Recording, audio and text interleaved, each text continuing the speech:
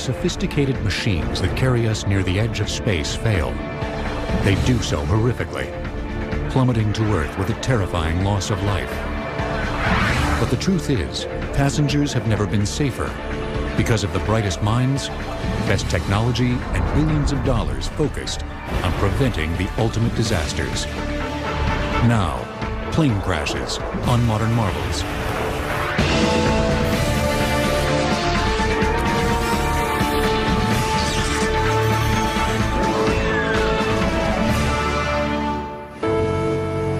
On July 18th, 1996, TWA Flight 800 was en route from New York to Paris.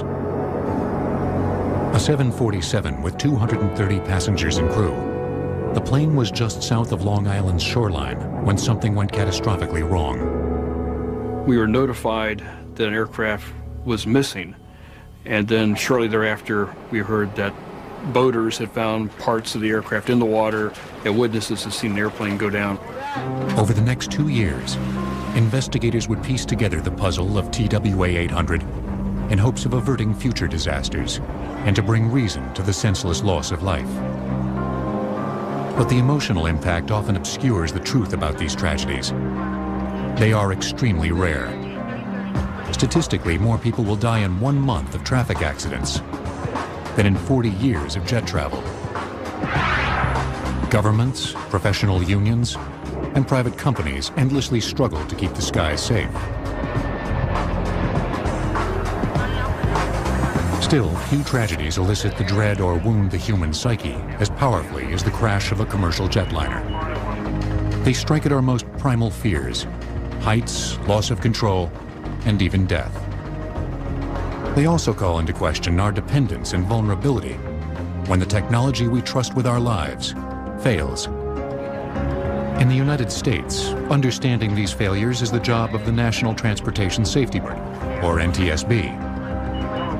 Immediately following a plane crash, the agency scrambles a GO team to investigate the cause.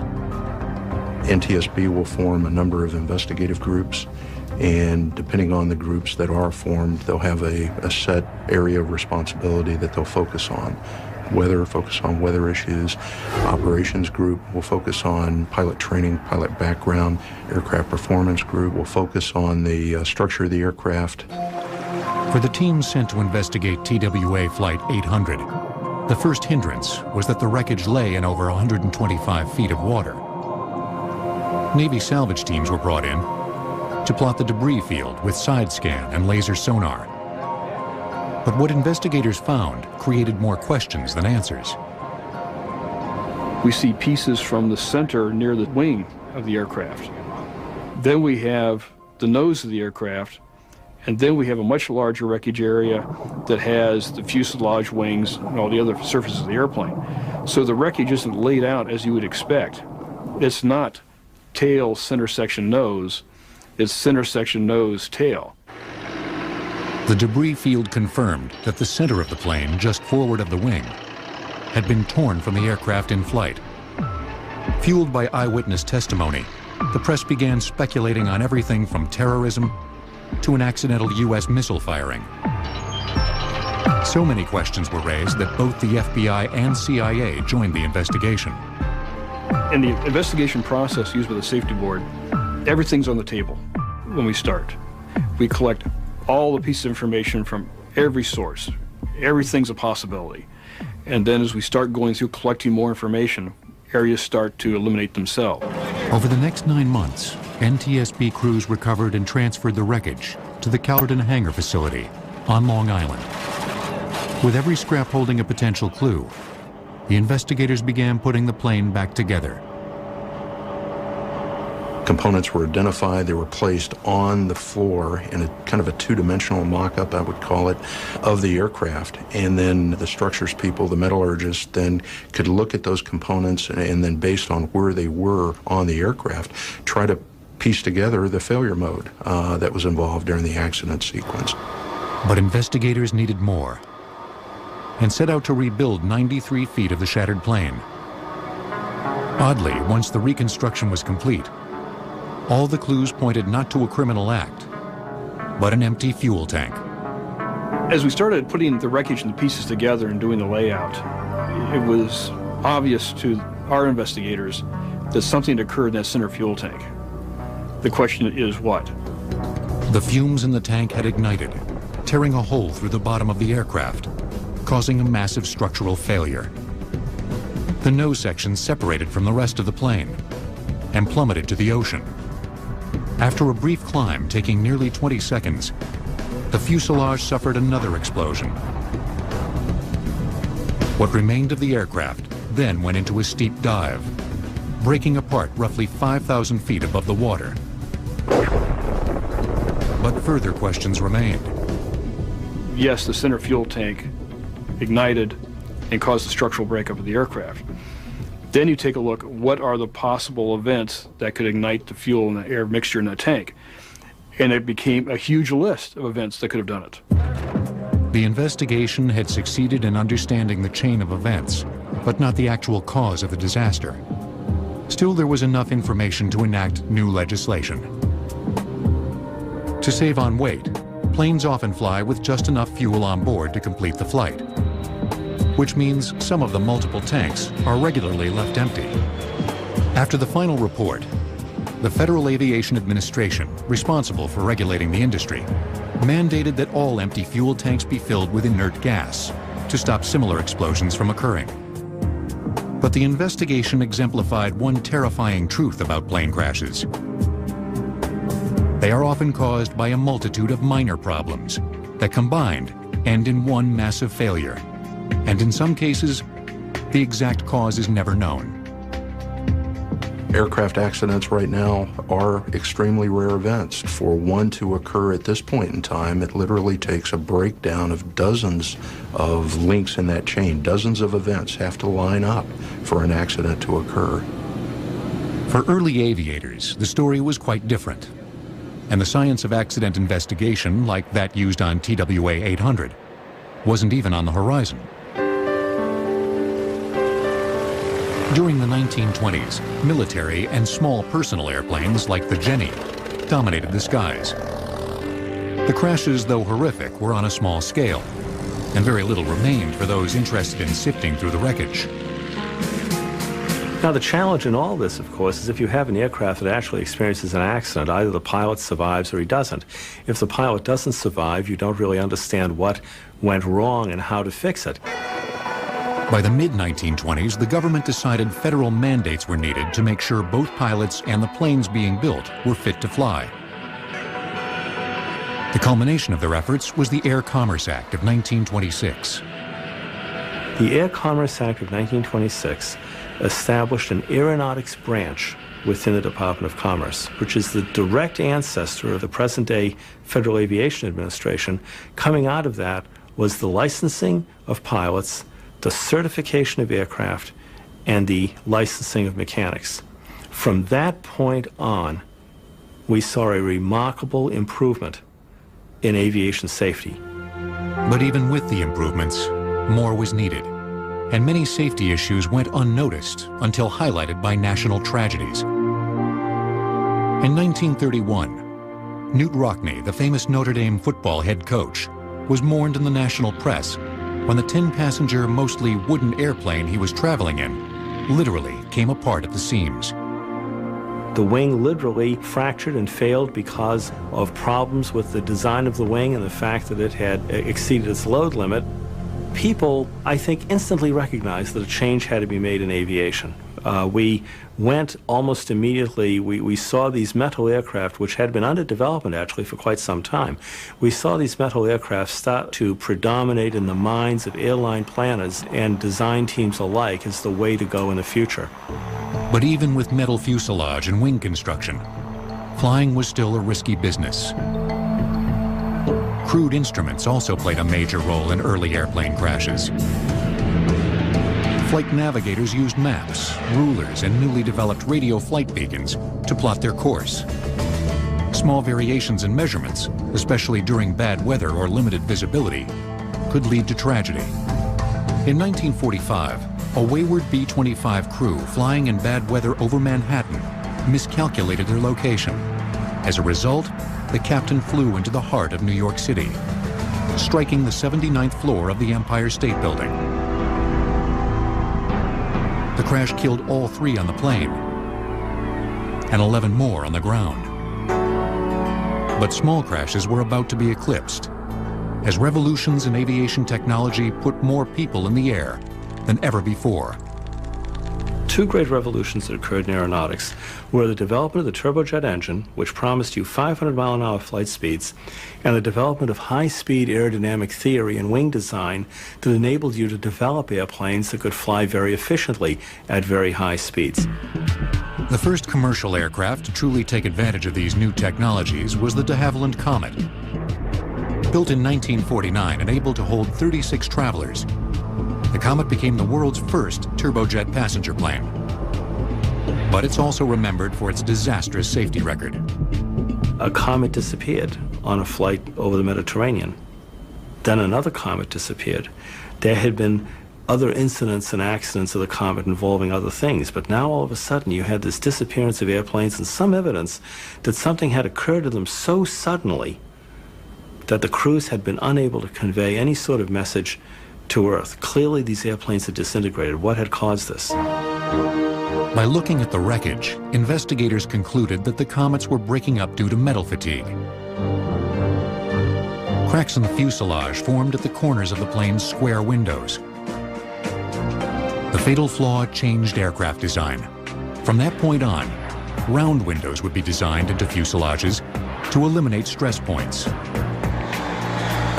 But as one group of engineers looked for ways to keep planes in the sky, another group looked for ways to bring them down. For the FAA, one of the best ways to prevent plane crashes is to cause them.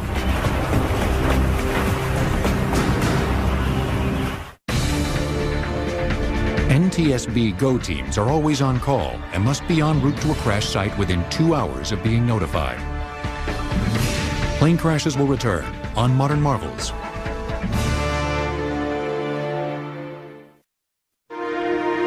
On July 11th, 1961, United Airlines Flight 859 crashed while landing in Denver. The plane had left the runway and smashed into an airport construction site. The impact tore through the bottom of the jet and left the plane engulfed in flames. Remarkably, of the 122 on board, 104 survived the crash, and more importantly, escaped a killer that had plagued aviation from the beginning: fire. Since the FAA's inception in 1958, it has worked hard at improving ways to get passengers lucky enough to survive a crash off a burning aircraft. Many of you have noticed what's called the disco lighting or the floor strip lighting. That's been a wonderful thing to prevent people from turning down the wrong set of seats and finding that an exit wasn't there. Countless flame tests performed over the decades at the FAA's William Hughes Research Facility led to breakthroughs in fire-resistant seats and aircraft interiors. We have seen clearly a very great difference in design application from, say, the jetliners of the 1960s and 70s with the kind of materials they had that readily gave off those kinds of toxic and lethal clouds to the kind of materials you have in a new jetliner or a new aircraft today. Some of the most dramatic lessons about fire and other problems, such as aircraft structural integrity, were learned from full-scale tests. These well-planned disasters helped scientists understand the forces at work during the real thing. The Federal Aviation Administration would take an old transport airplane, they would load it with perhaps an experimental fuel or an experimental fire retardant or things of this sort, and then they would run it down a track. One of the most elaborately planned crashes conducted by the FAA was performed in 1984 at Edwards Air Force Base in California. A remotely piloted Boeing 720 aircraft was the laboratory. The purpose of the crash was to test a new fire-retardant fuel. Crash test dummies, interior probes, and high-speed cameras were also installed to measure the forces at work and to see what might be done with future aircraft design to ensure that all passengers could walk away from a survivable crash. Well, clearly, if we take a look at what's happening to that aircraft as it hits the ground and moves along the ground, you have to make certain that the passenger remains fixed in their seat, and that whatever violent motions they're undergoing, as violent as those will be, do not result in the connection of that passenger with something else at very high impact. Though useful, the test was far from a complete success. The pilot on the ground was unable to accurately line up the plane before impact. As a result, the left wingtip struck first, spinning the plane sideways.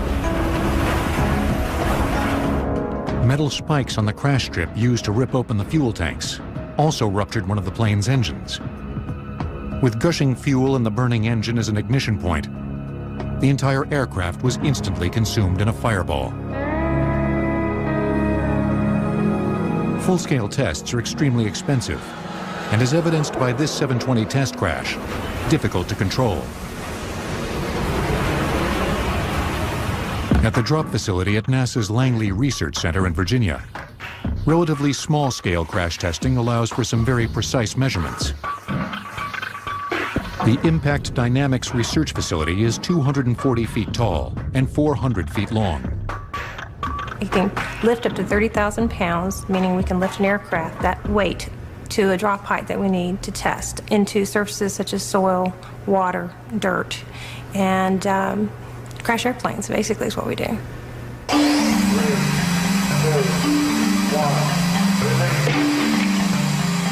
Here, a Learfan composite aircraft loaded with 6 test dummies is dropped from a height of 150 feet.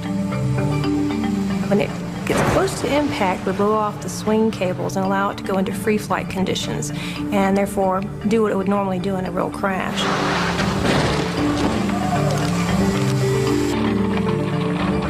The sizes of the planes being tested may be limited, but the safety information being gathered is applicable to all aircraft.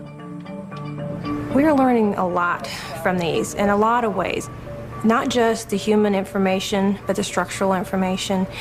Taking the information and looking at it and saying, how can we change these structures so that it absorbs energy better, so it's less heavy even, you know, what kind of exotic materials can we use instead of traditional aircraft materials to lighten the structure and make it a more efficient energy absorber.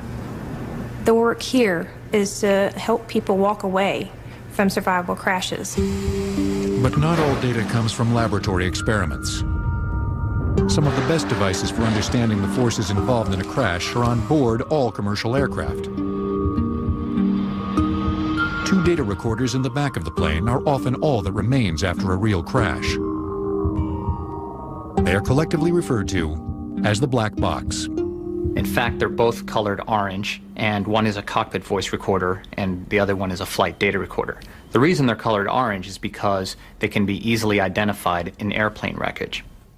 First mandated by the FAA in 1969, the boxes have continually been upgraded. The early flight recorders were very rudimentary. There was a stylus that would scratch data on a foil medium.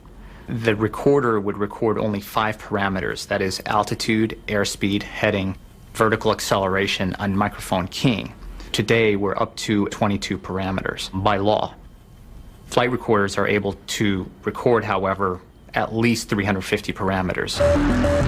The wealth of information recorded by the machines can even be used to prevent a crash. The Flight Operations Quality Assurance Program downloads data from the recorders of working aircraft to pinpoint pilot deficiencies or minor maintenance issues before they lead to bigger problems.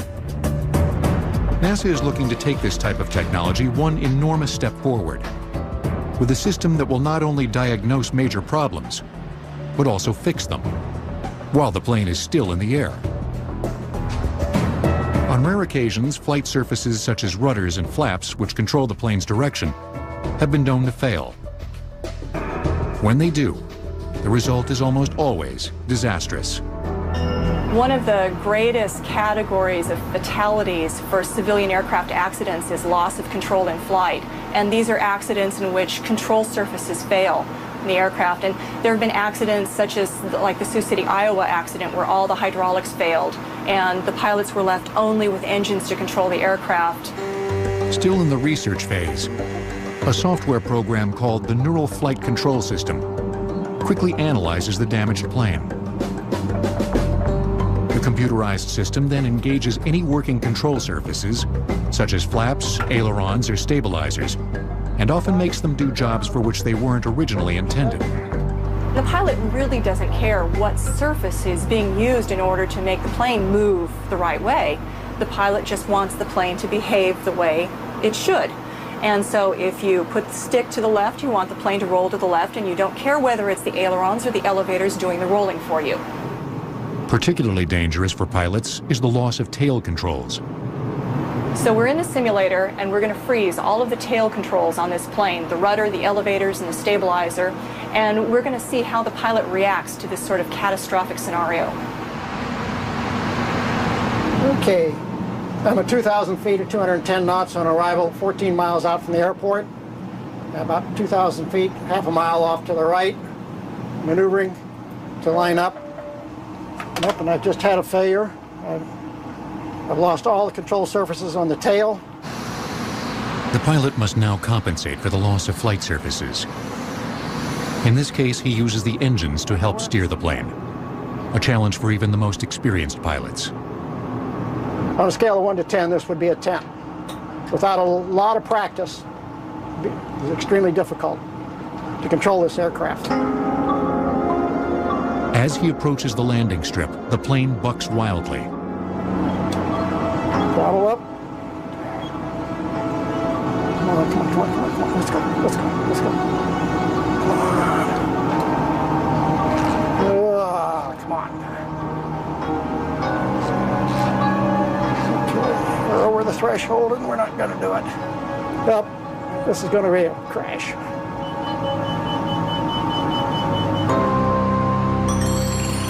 The scenario is run again, but this time, the pilot activates the neural flight control system at the first sign of trouble. With the controller, you can see now I can pitch the aircraft. It pitches up, the aircraft pitches down, responds to the stick. The pilot uses all the controls as if the aircraft were functioning normally. It's now up to the computer to figure out how to make the damaged plane respond. It's very, very close to finding a normal aircraft at this point. Gear down, flaps down, auto brakes are set, and this is going to be a normal landing.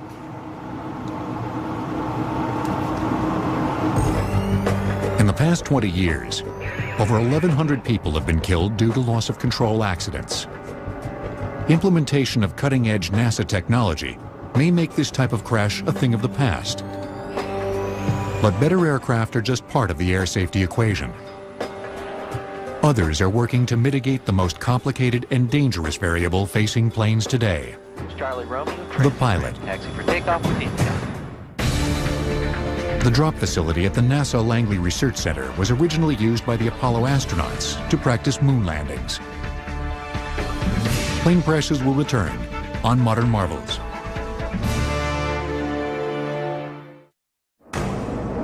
On the night of December 29, 1972, an Eastern Airlines L-1011 was inbound to Miami.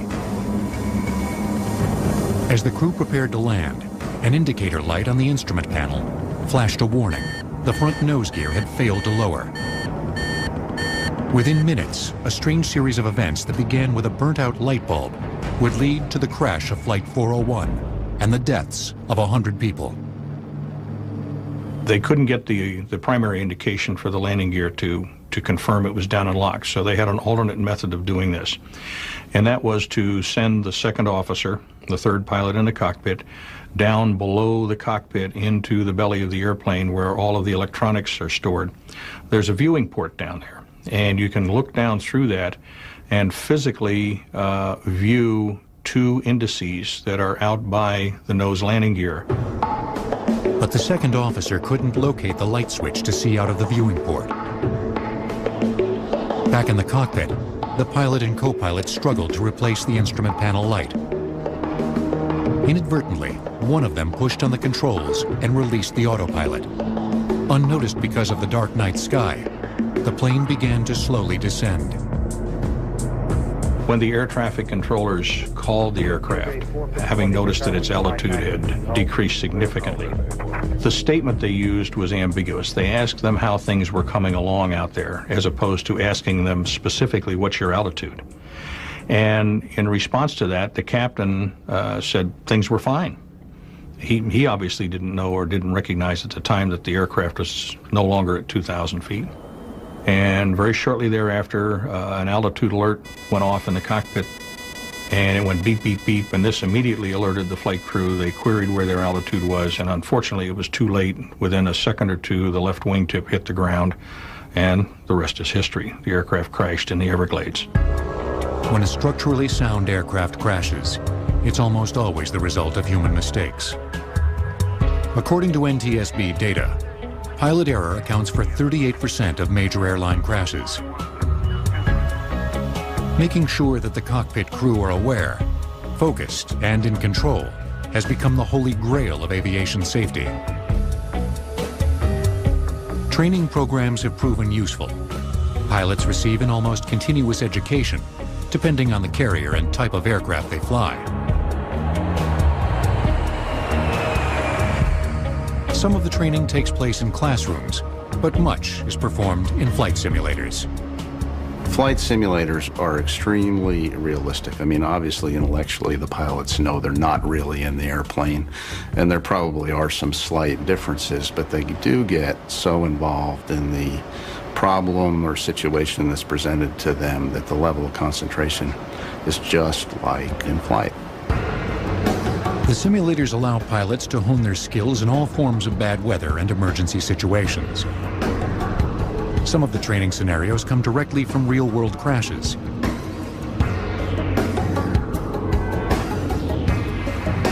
Hydraulic pumps pitch and shake the simulator to heighten the realism.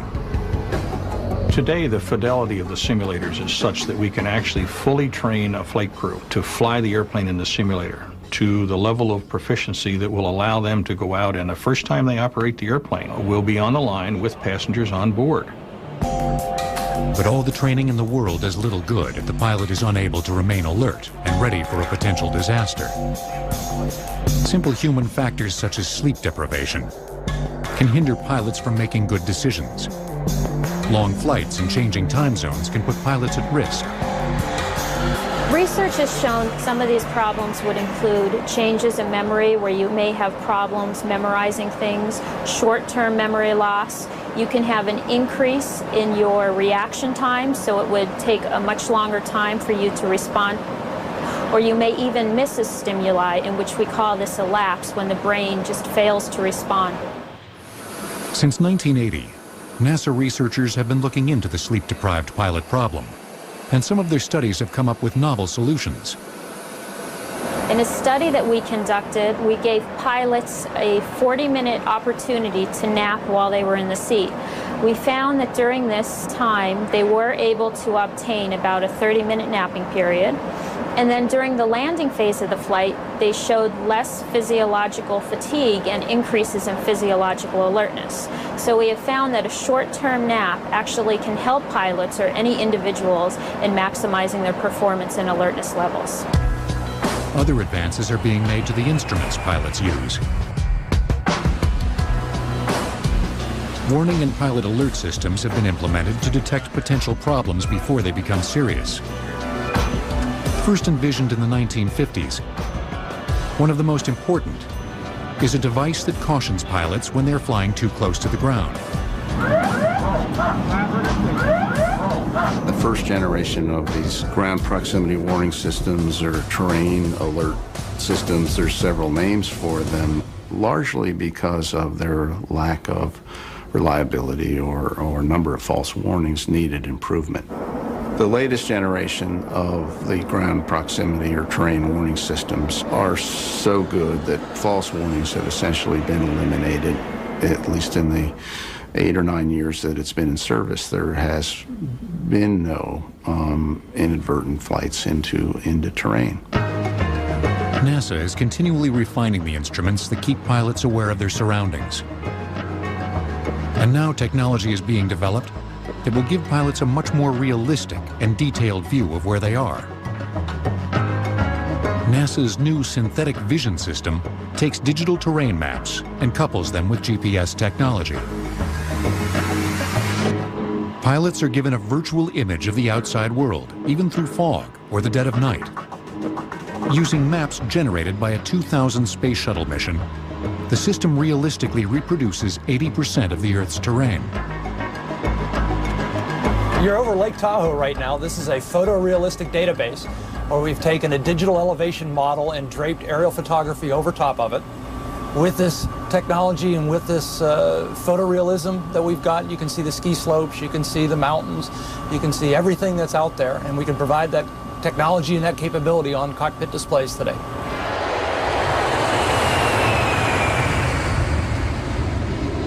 Future generations of this technology may offer a totally new view from the pilot seat. We're hoping that we can generate these head-worn displays that will allow the pilots to look everywhere in the airplane or outside of the airplane.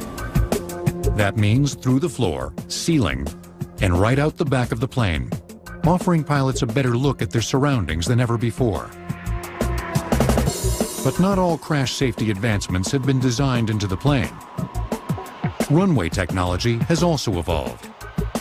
And these new tarmacs may help save lives when a plane comes in out of control. Statistically, to be involved in a fatal plane crash, a passenger would need to fly a randomly chosen U.S. domestic flight every day for 21,000 years. Plane crashes will return on Modern Marvels. On March 5, 2000, Southwest flight number 1455 was on approach into California's Burbank Airport. What should have been a routine landing turned into a near disaster when the plane landed too fast and much further down the runway than allowed. The runway at Burbank Airport is 7,000 feet long, a little bit less than 7,000 feet. He touched down 2,000, 2,500 feet beyond the beginning of the runway. Normally try to touch down the first 1,000, 1,500 feet. The crew frantically tried to stop, but failed. The plane then smashed through the airport retaining fence, into the street, and finally came to rest in a gas station parking lot. Fortunately, everyone survived. Runway safety has become a major issue as aging airports are pushed to handle ever-increasing traffic.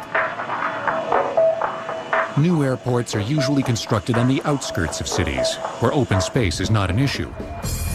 But older airports tend to be surrounded by the cities they serve, with little or no room to lengthen a runway when necessary.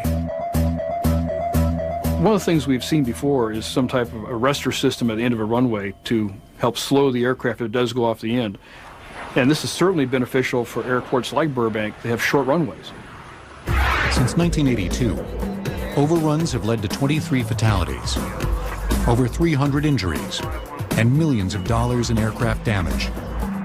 A newly developed device called the Engineered Material Arresting System, or EMAS, may put a stop to these types of plane crashes. Made from porous concrete, the material lines a shallow pit, or is manufactured into small blocks at the end of a runway. As demonstrated by this full-scale crash test, performed in 1996 with a 727, the plane hits the material, sinks in, and skids to a halt. Other runway hazards exist. Increasing air traffic means the very real danger of planes crashing into each other on the ground. Runway traffic. Runway traffic. NASA's runway incursion prevention system is being developed to help pilots keep track of the ever-changing airport landscape. Each airplane is equipped with broadcasting information, giving each airplane that is in the airport environment an awareness of where that other airplane is. That information is then correlated or coalesced into an onboard database and presented to the pilots on their displays. And then the algorithms that are behind that are always checking and verifying whether there is a potential that the two airplanes could come in collision. Runway conflict. Runway conflict. Ground thrust flaps 20. Coming to 20. Good, sir. Okay, I'm going to start a right-hand turn here. Get out of his way. Weather can also pose a threat to airport traffic in the form of turbulence. As planes slow for landing, they become less stable and more vulnerable to atmospheric changes, but turbulence can strike at any time. Weather radar systems, originally developed during the Second World War, have steadily improved, Today, through their familiar green, yellow, and red display, they show pilots the safest path through a tumultuous sky. But also there's an added color of magenta which shows you the areas of turbulence. Today those regions can be highly exaggerated and not necessarily tell you where hazardous turbulence is.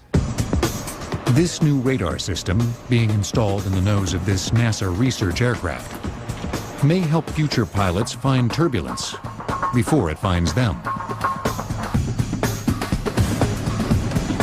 Over the course of 13 flights in 2002, NASA researchers took their 757 and went looking for what most pilots spend their entire careers trying to avoid.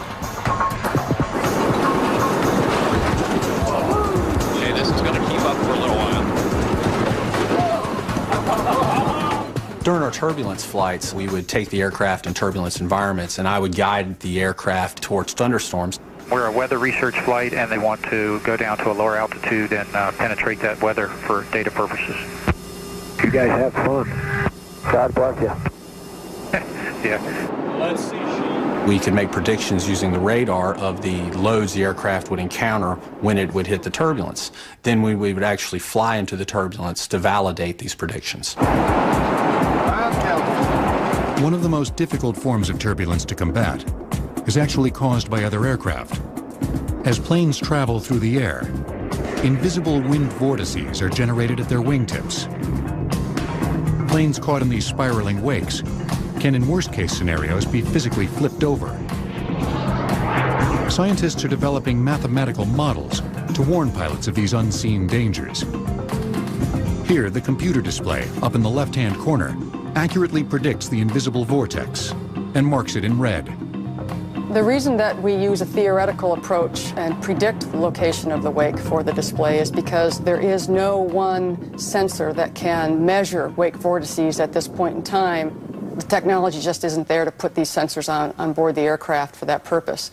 So what we do is actually predict the location of the wake based on the theoretical equations, and we display the predicted location of the wake on the display. Improvements in radar, turbulence detection, and runway arrestor systems are making already safe jetliners even safer. Sadly, it would take a national tragedy to show that the greatest threat to airline safety is not a force of nature or human error, but an act of terror. According to the FAA, overcrowding at airports will only get worse. It estimates that by the year 2012, U.S. carriers will transport over 1 billion passengers every year. Plane crashes will return on Modern Marvels.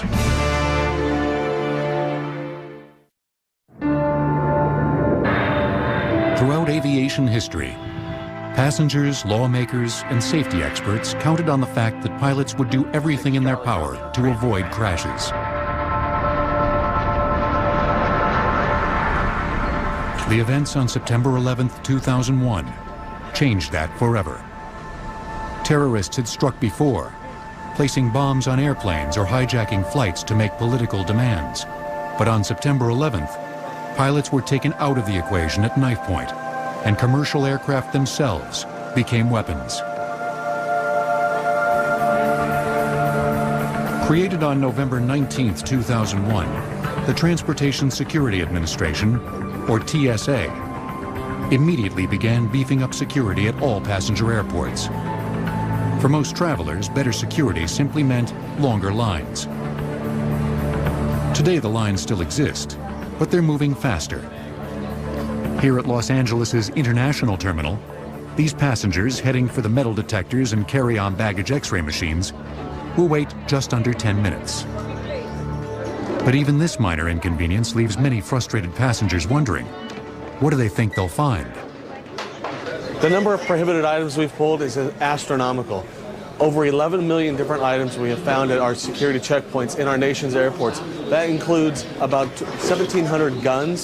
That includes about 60,000 box cutters. That includes 3 million knives. Let me have your bag. Every passenger is checked, even those who clearly pose little threat as terrorists, such as small children and the elderly. Everyone is treated equally, and many people ask us why. Well, I'll tell you, in Connecticut last summer, we found a 67-year-old man who had a hollowed-out prosthetic leg with a 10-inch military knife inside of it. And in Orlando last summer, we had a 6 or 7-year-old boy who had a teddy bear with a gun up inside of the teddy bear. In 2002, the TSA spent over $4 billion on airport security. In 2003, that figure jumped to over $6 billion. A large portion of that money was spent hiring and training nearly 50,000 screeners and security personnel. But even with the additional people, one of the toughest challenges for the agency came in the form of millions of checked bags. Prior to 9/11, only 5% of luggage was X-rayed. Today, thanks to some very sophisticated new machinery, every bag is screened before it's placed on board the aircraft. One of the tools that we use here are these explosive detection units. These machines are able to screen checked baggage at a rate of about 200 bags per hour. The way the machine works here is it's like a CAT scan machine in the hospital. Our X-ray operators can look at the machines and they are able to get slices of the bag in order to determine what's inside. If the operator sees something suspicious, the bag, such as this one, will undergo an additional search. The TSA officer swabs the contents of the suitcase. The swab sample is then placed into this machine to detect for traces of explosives. Like many of the airport security systems, this technology is kept secret, but its capabilities are remarkable. This machine is so sensitive, it can detect traces of nitroglycerin found in hand lotion. And we even find traces of fertilizer found on golf clubs, which is pretty amazing. Tremendous security strides have also been made on board the aircraft. One of the most important was making sure potential terrorists couldn't force their way into the cockpit of the plane. Well, aircraft hardening certainly is at the forefront of the things that were discussed post 9/11, not the least of which was the flight deck door. If you had seen a flight deck door before 9/11 and seen one afterwards, you can definitely tell the difference just from looking at it. In some cases, weighing nearly 90 pounds, the new doors are made from bulletproof Kevlar, reinforced with steel. The new design, which has been installed on every domestic aircraft, makes it virtually impossible for even well-armed terrorists to take control of the plane. But one of the most controversial security issues actually involved putting weapons onto the aircraft. The Federal Flight Deck program trains pilots that have been accepted into the program to the same standard that they treat and train every other federal law enforcement officer, whether it's FBI or BATF or Federal Air Marshal. They're trained to that standard. On April 19, 2003, 44 pilots made up the first graduating class.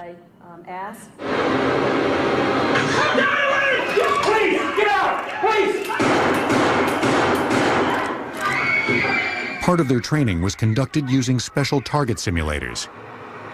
The video allows them to experience the adrenaline of an armed attack, while the laser pistol records the location and accuracy of each shot.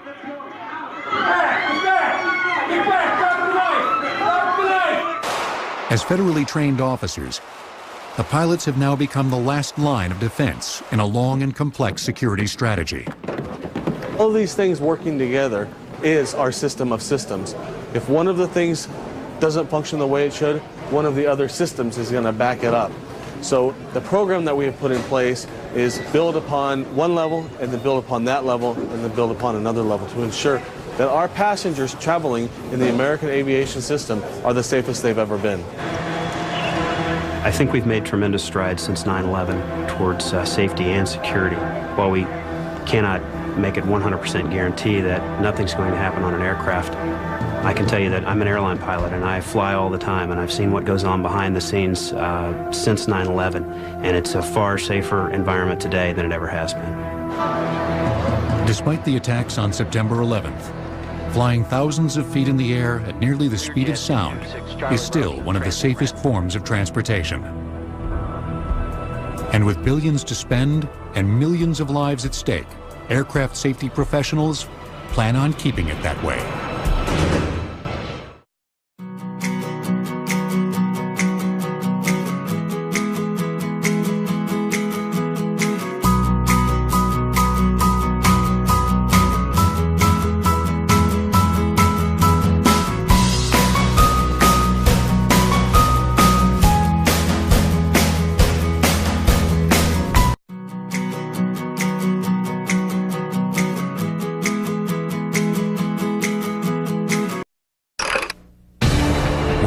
sophisticated machines that carry us near the edge of space fail, they do so horrifically, plummeting to Earth with a terrifying loss of life.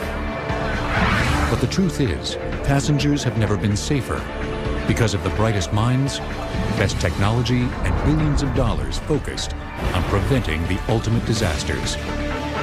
Now, plane crashes on Modern Marvels.